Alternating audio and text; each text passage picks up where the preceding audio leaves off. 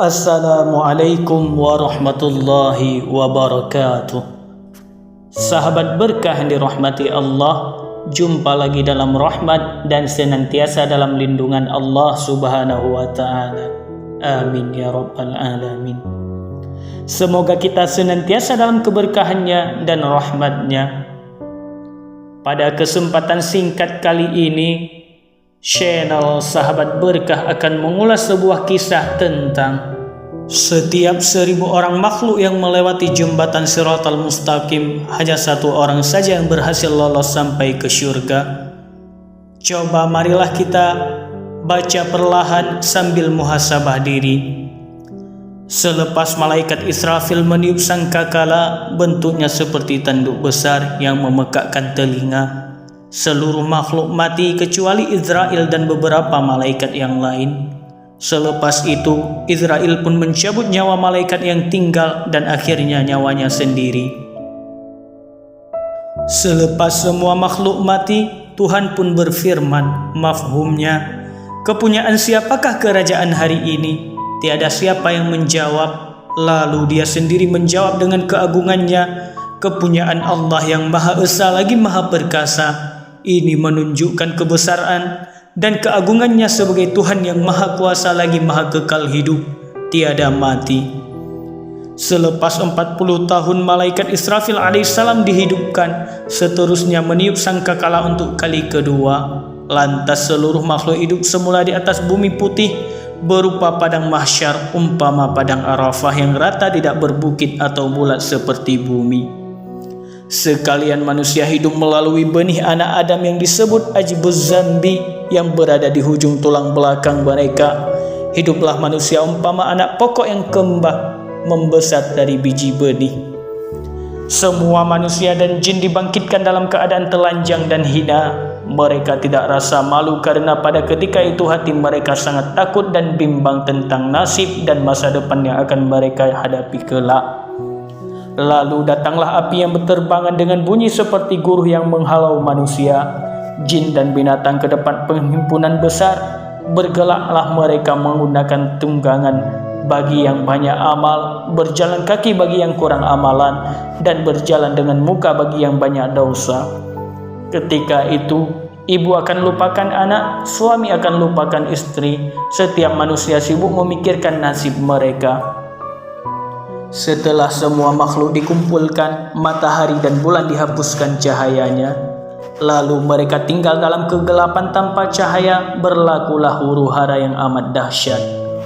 Tiba-tiba langit yang tebal pecah dengan bunyi yang dahsyat, lalu turunlah malaikat sambil bertasbih kepada Allah subhanahu wa ta'ala. Seluruh makhluk terkejut melihat ukuran malaikat yang besar dan suaranya yang menakutkan.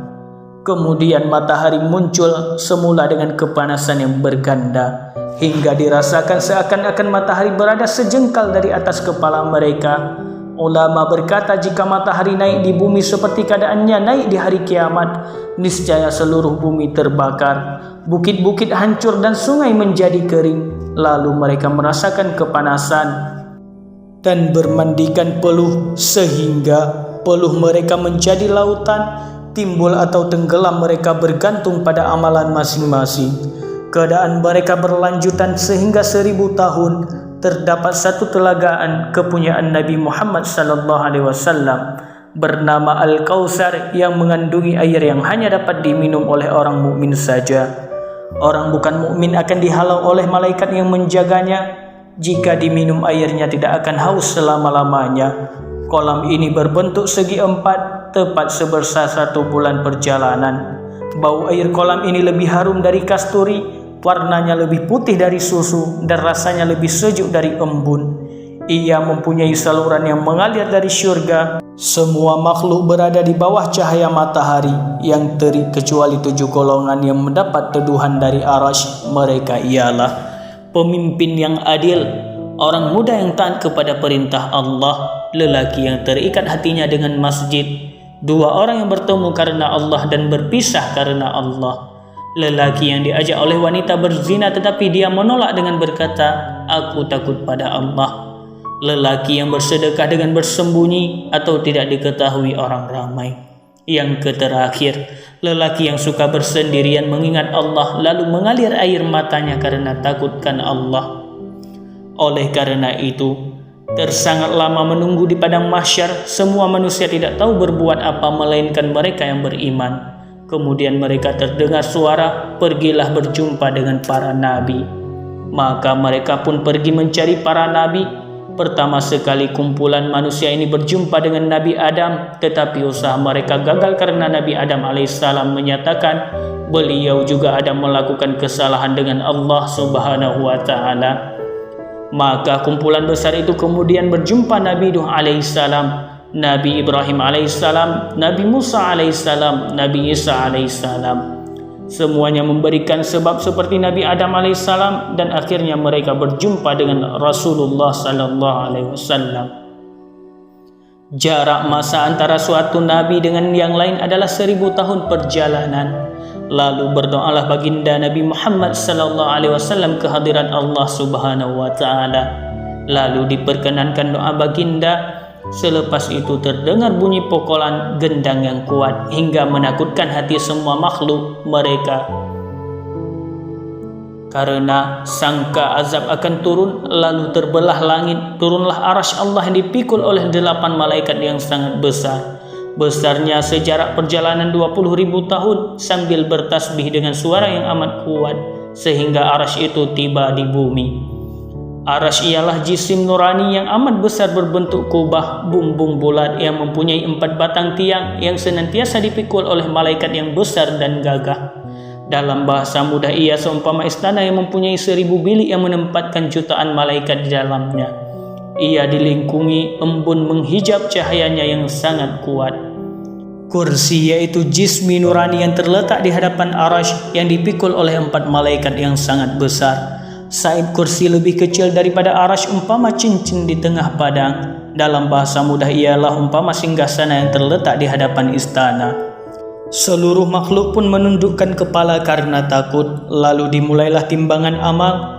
Ketika itu berterbanganlah kitab amalan masing-masing turun dari bawah arasy menuju ke leher pemiliknya tanpa silap dan tergantunglah ia sehingga mereka dipanggil untuk dihisab. Kitab amalan ini telah ditulis oleh malaikat hafadzah ataupun rakib dan atib, atau disebut juga dengan malaikat kiraman katibin. Manusia beratur dalam saf mengikut nabi dan pemimpin masing-masing. Orang kafir dan munafik beratur bersama pemimpin mereka yang zalim. Setiap pengikut ada tanda mereka tersendiri untuk dibedakan. Umat yang pertama kali dihisab adalah umat Nabi Muhammad sallallahu alaihi wasallam, dan amalan yang pertama kali dihisab adalah salat. Sedangkan hukum yang pertama kali diputuskan adalah perkara pertumpahan darah. Apabila tiba giliran seorang hendak dihisab amalannya, malaikat akan mencabut kitab mereka lalu diserahkan. Lalu pemiliknya mengambil dengan tangan kanan bagi orang mukmin dan dengan tangan kiri jika orang bukan mukmin. Semua makhluk Allah akan dihisab amalan mereka menggunakan 1 neraca timbangan. Saidnya amat besar, mempunyai 1 tiang yang mempunyai lidah dan 2 daun.